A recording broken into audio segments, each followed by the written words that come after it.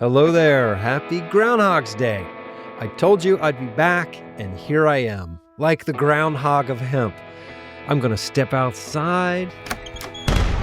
Oh, whoops, wrong door. Sorry. Let's try that again. Let's open up the hemp door. There we go.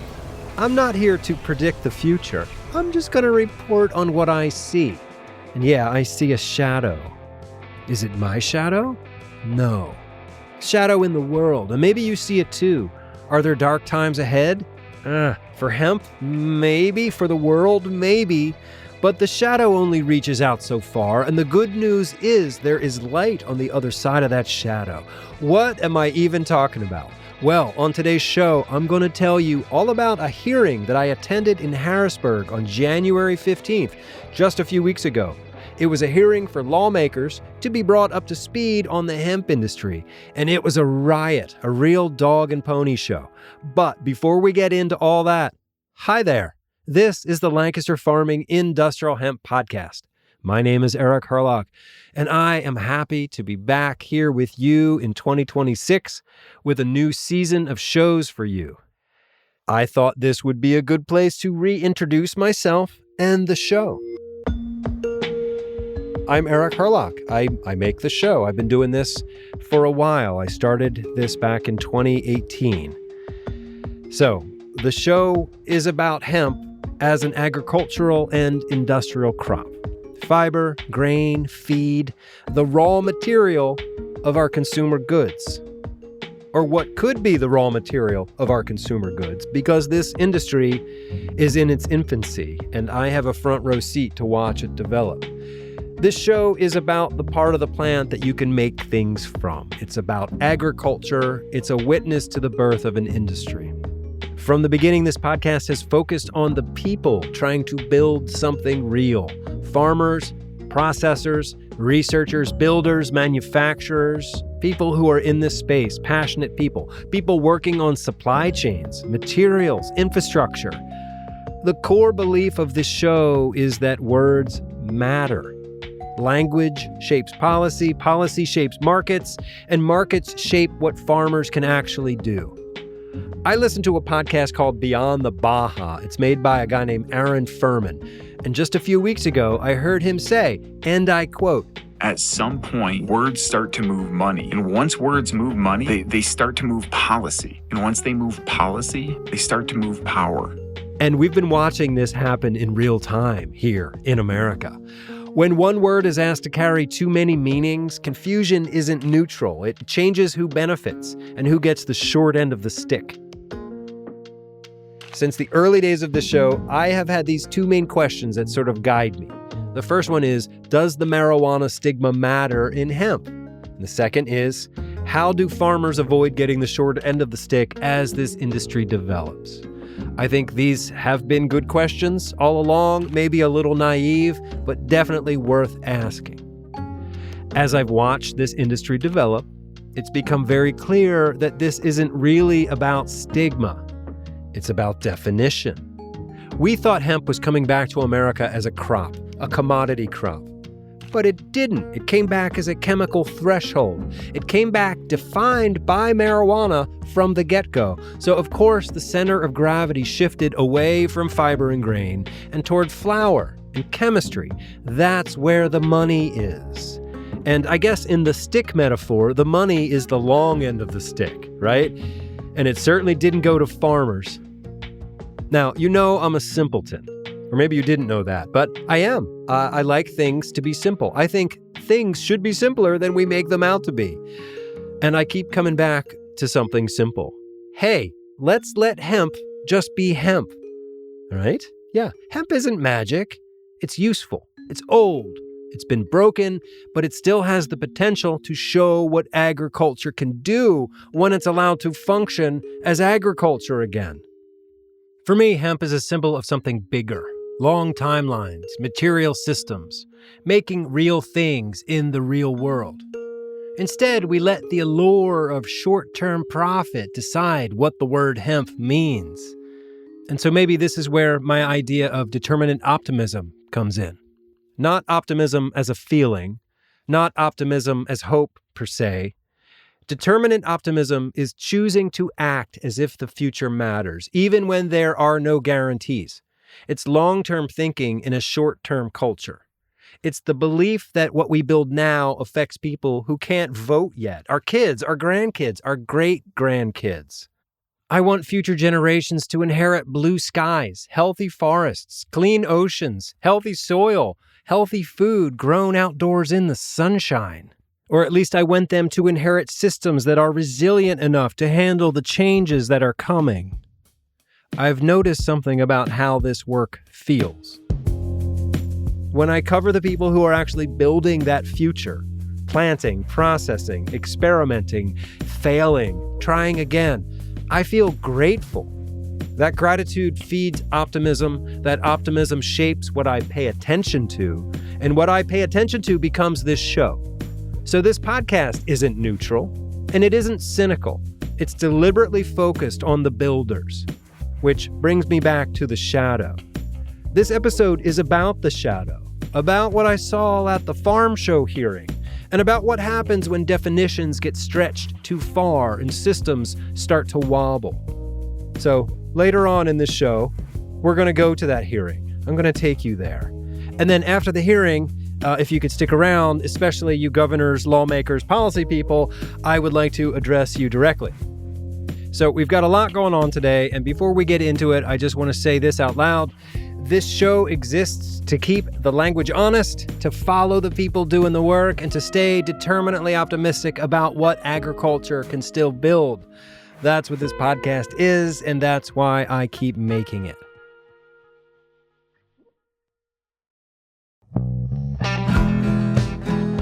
Today's show is made possible with generous support from folks around the hemp industry. I&D Hemp, Amerishon Cast Hemp, Hemi, the Hemp Education Marketing Initiative, Forever Green, King's Agri-Seeds. And we're bringing some new sponsors on, and I'm really grateful for your support. But I also want to acknowledge the support of Lancaster Farming newspaper itself. I could not be doing this show without Lancaster Farming newspaper. All right, so I realize I'm talking to people who are scattered around the world.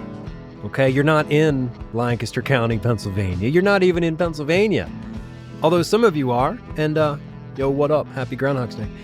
So I want to acknowledge the support of Lancaster Farming newspaper, right? It is the greatest agricultural newspaper in the world. And maybe you didn't realize that you could subscribe to it. You could have the newspaper delivered to your house or to your farm, or you could subscribe to a digital version of it. It comes out weekly. It's loaded with information about agriculture, about country life, about markets, about equipment, about all sorts of things that if you are in agriculture or adjacent to agriculture, you'll find this interesting and useful in your life.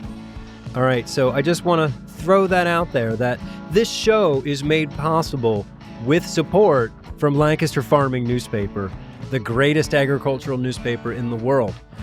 And yeah, get a subscription to our digital edition and it'll get emailed to you. I think it comes out like on Friday or Saturday right in your email box. It's great to look at on your iPad because it's, you know, it's like a newspaper. It is a newspaper. It's laid out like a newspaper. And if you grew up with newspapers, oh man, this one will scratch that nostalgia itch like you wouldn't believe. You didn't know that people still made newspapers like this. You thought this was a thing of the past, but it's not. Not here at Lancaster Farming Newspaper. It is a thing of the present, the past, and the future. So I just want to acknowledge my gratitude to the folks who make this amazing product, my colleagues. I work with a whole host of amazing writers and editors and salespeople and people who keep organizations running. And yeah, super grateful for Lancaster Farming. I will put a big old link on the show page for this episode so you can go there, you can click on it, and you could subscribe. It's not a lot of money, right? But if suddenly there was an uptick in digital subscriptions right after I made this sponsor message, man, the folks at Lancaster Farming would be like, yeah, Eric, good job. And that's really what we want. You know, I'm not saying this is an existential crisis, but I'm saying every little bit helps. Yeah.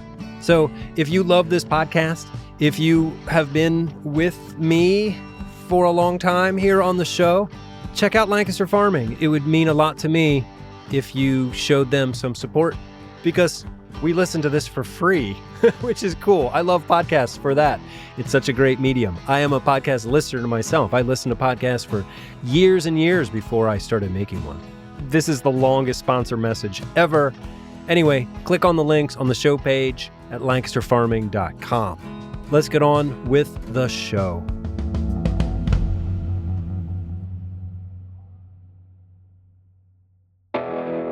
Okay, welcome back. So today we're going to spend some time at a hearing that took place in Harrisburg, Pennsylvania at the Farm Show complex on January 15th, 2026. This was a hearing on industrial hemp. I first heard about this hearing in a press release sent out December 30th from the Center for Rural Pennsylvania, which is a bipartisan, bicameral legislative agency of the Pennsylvania General Assembly, which really means that it's a state legislative agency that researches rural issues and provides data and guidance to help lawmakers make informed decisions about Pennsylvania's rural communities. So when I read about this press release, I could tell immediately what kind of hearing this was going to be. Not because of what the press release said, but because who was invited to speak. The business panel was made up of a cannabis economist, a cannabinoid retailer, and a CBD grower. The science panel was made up of district attorneys and a cannabis genomics expert. There were no fiber growers, no grain farmers, no processors. Nobody really was there to represent true industrial hemp. Industrial hemp. So before a single word was ever spoken at this hearing, the version of hemp that was going to be presented was already chosen. I went to this hearing hoping that I would hear about farmers and fiber and grain and processing and building infrastructure and all of the things that we know we need to do here in Pennsylvania to make industrial hemp a viable crop for our farmers. But instead, I watched a room full of lawmakers try to understand what the word hemp even means anymore. It sort of reminded me of that old Hans Christian Andersen story, The Emperor's New Clothes. Do you know that one? Yeah, it's where there's this mismatch between what people are saying and what people are actually seeing with their own eyes, and who has the courage to actually tell the truth. In the hemp world, of course, we know this analogy. Jack Herer used it decades ago to talk about a crop that had disappeared behind fear and confusion. This feels like that same story, only sort of flipped inside out. Hemp is not being hidden from the world, but hemp is now being used to hide something else. So the hearing opens with an introduction from State Senator Gene Yaw. He's also the chair of the Center for Rural Pennsylvania. Today's topic will be the 2018 Farm Bill and the hemp industry in Pennsylvania in general. And this is, it's not a plus or minus about hemp or marijuana or anything like that. This is an informational session. An informational session about the Farm Bill and a commodity crop. So this is about agriculture, right? The first person to testify at this hearing is Frank Schneider from the Pennsylvania Department of Agriculture. He runs the bureau that licenses hemp growers and enforces the rules in the state.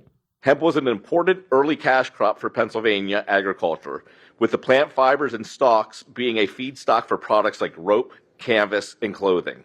Rope, clothing, canvas, yeah, that's what the Farm Bill had intended, right? While hemp has numerous beneficial industrial uses, there has been a struggle to find manufacturing capacity and post-harvest uses for this product. That's a really funny statement to me, because the reason that side of the industry is having struggles trying to set up capacity for manufacturing is because all of the money, all of the oxygen, all of the attention went to cannabinoids, which one could argue aren't really even hemp in the first place. More on that later. But yeah, these are farming issues, rural development issues that could be fixed with some smart legislation. So yeah, the hearing opened up talking about agriculture, but with the second presenter, it pivoted immediately to where we knew it was going to go. This is Chris Lindsay. He's a lawyer who represents marijuana businesses. The fact that you have a marijuana industry person testifying to you today about hemp suggests that whatever Congress intended to do when they set up hemp didn't quite go to plan. That's sort of an understatement. This was really set up, hemp was set up with a definition that was aimed towards plants in the field. This was an agricultural standard so that you could just tell the difference between a plant that was intended for fiber and one that was intended for intoxication. And so nobody at the time really considered that you could start to go into a laboratory and create new drugs from these plants. The Farm Bill imagined one thing, and the market imagined something else. Next to take the stand was cannabis economist Bo Whitney. You know Bo, he's been on the show before. It was kind of a surprise to see him there. Actually, no, it wasn't a surprise. He was there to perform a very specific role. He was there to dazzle the lawmakers with dollar signs and tax revenue projections. Come on, Bo, show us the money. And so here's a snapshot of the global hemp total addressable market, total potential market. And if hemp takes just a small share of market, and this has been proven in many different sectors, then it's over $500 billion worth of market share. In the U.S. alone, it's about $145 billion. Okay, so money, money, money. What else should we know, Bo? So as a refresher, cannabis is really three industries in one. There's adult use, medical, and industrial. And then industrial can be broken into three different markets as well, the fiber, grain, and cannabinoid. So now we're talking about the cannabis industry, and hemp, as you just heard, is just a small sector of that, and that can be divided into three parts and yada, yada, yada. I thought this was a hearing on farming industrial hemp. Can somebody please get us back to farming? How about you, Representative Eddie Pashinsky? You've got a great question, right? Please help us. What would you do so that our farmers could continue to plant and create great crops and other products from it, and still make sure that we eliminate any kind of dangerous products that may be done, obviously for profit and profit only? Wait. We went from farming, but now we're back to products again. Next up was Montgomery County District Attorney Kevin Steele, who talked about the realities that he faces there in his district around, so-called hemp. These smoke shops are not selling what the labels said. A lot of them said Farm Bill compliant. Okay, we tested it. It's not. It's marijuana, and that's what's being sold in these stores. It's so crazy to think that we have to talk about law enforcement at a Farm Bill hearing. And it's the same thing for John Adams. He's the district attorney for Berks County, and he's facing the same exact thing with this so-called hemp. And I would suggest to you first, the smoke shop industry is questionable. The ownership is questionable, and they are selling products under the guise that it is hemp, when in fact, it is not hemp. It is marijuana. So now hemp is just the cover story, and it becomes a red flag for law enforcement.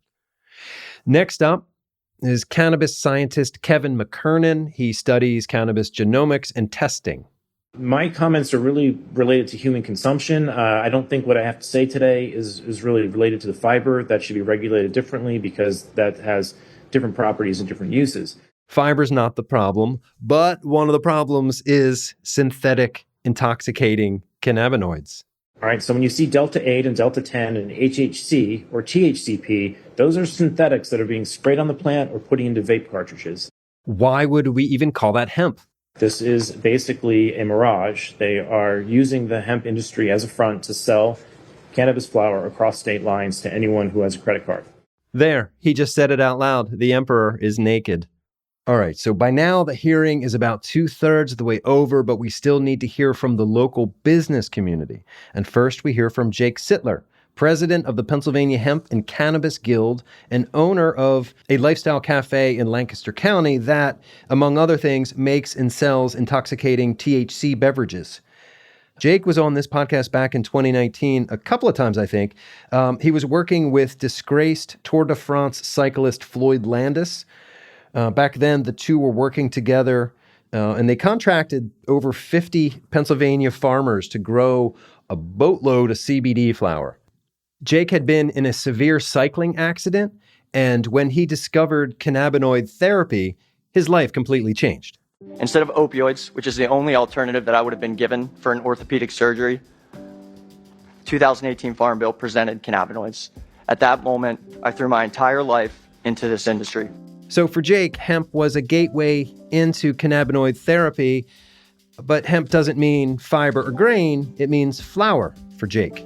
And Jake is an entrepreneur. You know, it's his right as an American to find a way to make money, and I think he's been doing okay. In 2025, we distributed over 1 million cans across the country. Cans of intoxicating cannabis beverages that somehow we call hemp. Jake's presentation was emotional, well-rehearsed, and I believe he means what he says. But the industry he is defending is built on cannabis flower and cannabinoids, not agricultural hemp. Calling that hemp doesn't make it a farm crop. It just makes the word do more work than it should. Next up was Tyler Shannon, who presents himself as both a farmer and technical expert. As someone who understands everything there is to know about this crop that is known by humans to date, and he argues that CBD is the only version of the crop that can economically sustain a small farm. Each year I grow less than 1 acre, yet that has been more than enough to keep us economically sustained. According to my calculations based on available data, CBD hemp per acre ranges from anywhere from 10 to 200 times the profitability of corn. Granted, it isn't easily scalable like corn. It's a full-time job for one person to cultivate 1 acre. Meanwhile, grain and hemp fiber are barely more profitable than corn and are completely incapable of paying my mortgage. Yeah, because so much focus has been spent on cannabinoids that the fiber and grain sector has been left just languishing there with no development, no infrastructure, no investment.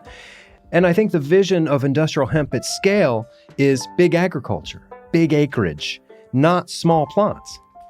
What he is describing is a viable business that has every right to exist, and he should be allowed to continue to do that. I just argue that it shouldn't be called hemp. He is a cannabis flower grower, and there should be a lane for him to thrive in that's not hemp. But I digress, or do I? So the last presenter of the hearing was Cynthia Petrone-Hudock. She's been on the show before, too. She runs Hemp Alternatives and helps lead the Pennsylvania Hemp Steering Committee, which advises the Department of Agriculture. Her testimony is about building a responsible business inside a confusing market and protecting the parts of that market that already generate revenue. Recognize hemp is not one market. It's multiple markets. There's this fiber market. There's a grain market. There's a non-intoxicating wellness market. And there's an intoxicating market. In her model, those markets are tied together. Diversification mitigates risk. And one vertical produces revenue. We reinvest that into another vertical. So the business case for fiber and grain depends on income from cannabinoids. It's a long game built around products and regulation first and agriculture second. Regulatory certainty is your economic development tool. Cynthia is arguing for stability so her version of the hemp industry can survive. But the hemp she is describing isn't a crop standing on its own. It's a portfolio with cannabinoids at the center. So eventually the hearing ended, the room cleared out. But I wanted to know really what this hearing was actually supposed to be, because I was kind of scratching my head the whole time because I thought it was going to be about hemp, but it was about cannabis. So I asked Zachary Adams. He's the executive director for the Center for Rural Pennsylvania. Today's public hearing was on the 2018 Farm Bill and its impact on different sectors of the public. And that, I think, as you saw, included the business sector, the legal and scientific sector, and then also what Commonwealth agencies are doing to try to support both the business community and public safety. Okay. Was not a lawmaking session. It was a listening session. I get that. I asked him about the business panel and why it leaned so heavily towards cannabinoids. We had Cynthia, who does do industrial hemp-based products. And then we had a farmer, and we had someone in the hemp beverage and farming space. So I think we definitely, in our time constraints, were able to, as best we could, represent the industry. as best we could represent the industry. Yeah, that makes sense if the industry you want to represent is the cannabis flower industry. Then I talked with Senator Judy Schwank from Berks County about what she thought she had just heard. And I got the opportunity to express my dissatisfaction that we have not been able to move forward on some of the original intent of the hemp legislation. I asked her what that original intent was. Well, we were looking at it for agricultural products like animal feed, like the herd to be used in manufacturing products, or as a conservation plant, as an alternative to, the typical corn and textiles and plastics right, and all of these. Right, all of those material other goods. uses Yeah, that. consumer goods. Exactly. Right. Yeah, that's what I'm talking about. Hemp as the raw material of our consumer goods, an agricultural commodity crop. Then she put her finger on what shifted that original intent. The CBD part became very popular right away because at the time it was making a lot of money. And since, this is America and we follow the money, that changed the whole industry. It changed the meaning of the word hemp. And that leaves lawmakers in this really strange position.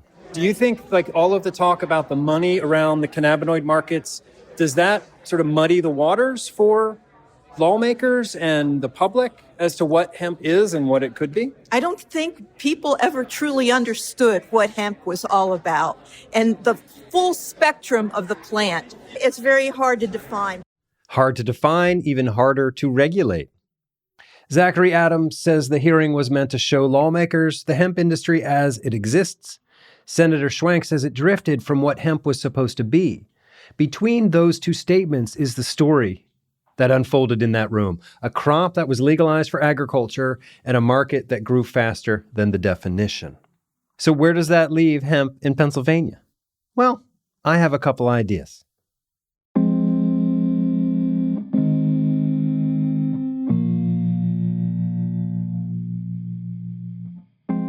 So we're almost done with the show today, but before we get into my outro and everything, I want to speak directly to lawmakers and policy people here in Pennsylvania. This is my home state, by the way, so this is very near and dear to me. If Pennsylvania wants to lead on hemp, real hemp, industrial hemp, then it has to decide what kind of leadership it wants. Not leadership based on speed, not leadership based on loopholes, but leadership based on clarity. Right now, one word is doing too much work. Hemp is being asked to describe an agricultural crop and a flower-based consumer product at the same time. That's not sustainable. Hemp, historically and materially, is a crop grown for fiber, grain, feed. It's a source of our raw materials. It belongs in agriculture. It belongs with farmers, processors, and manufacturers building long-term supply chains. Flower-based products are something else entirely. They exist. They aren't going away. People love them. People rely on them, but they are not industrial hemp. They are not hemp. So here is the opportunity for Pennsylvania. Let's create a third category. Call it cannabis flower. Call it low THC cannabis. Call it anything. Just don't call it hemp. Give hemp back its original meaning as an agricultural and industrial crop. And give flower-based products a regulatory lane that matches what they actually are. And that does three important things. It protects farmers who want stable markets for fiber and grain. It gives regulators rules that fit the thing they're regulating, and it gives Pennsylvania a chance to build real infrastructure instead of chasing short-term markets. This isn't about banning anyone. It's about naming things honestly so policy can work. If Pennsylvania draws that line clearly, it can become a place where industrial hemp actually takes root, in fields, in factories, in supply chains that last. That's how you lead, not by stretching a word until it breaks, but by deciding what it really means and building from there.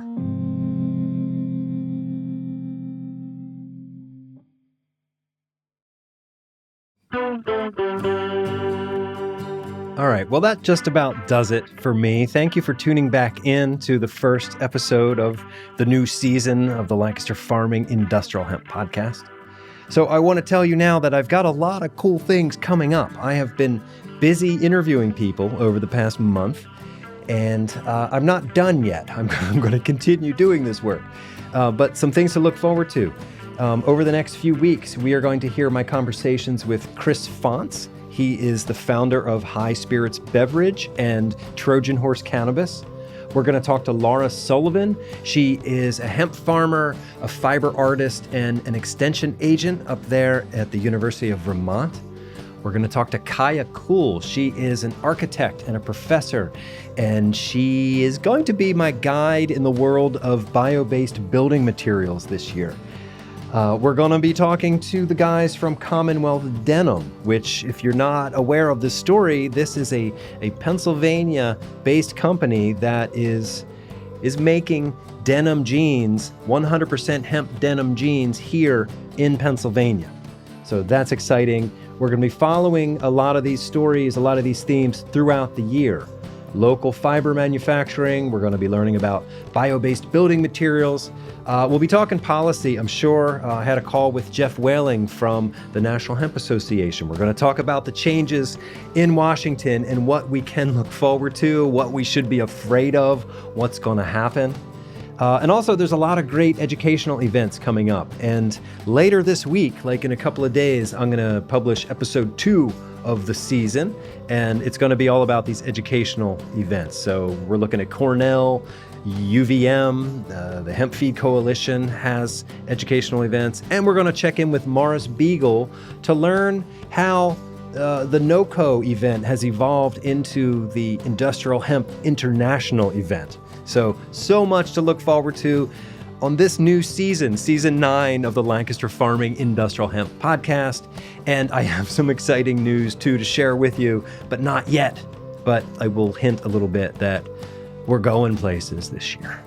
All right. So anyway, my name is Eric Herlock. I am the senior digital editor at Lancaster Farming Newspaper, the greatest agricultural newspaper in the world. Check us out online at lancasterfarming.com. I would love to hear your comments and feedback on this episode. In particular, these ideas about creating a new lane for cannabinoid growers. I want to hear about that. I think we can do that. Judy Schwank, are you listening to me? Come on, let's do this. Anyway, if any of you lawmakers want to chit chat, let me know. Any of you can get in touch with me. You can send an email directly to me at ehurlock@lancasterfarming.com. That's eherlock@lancasterfarming.com. Again, happy Groundhog's Day. I hope you see your shadow, and I hope you can see that there is much light on the other side of that shadow. Okay, thank you. Until next time, be well. I will see you in the newspaper.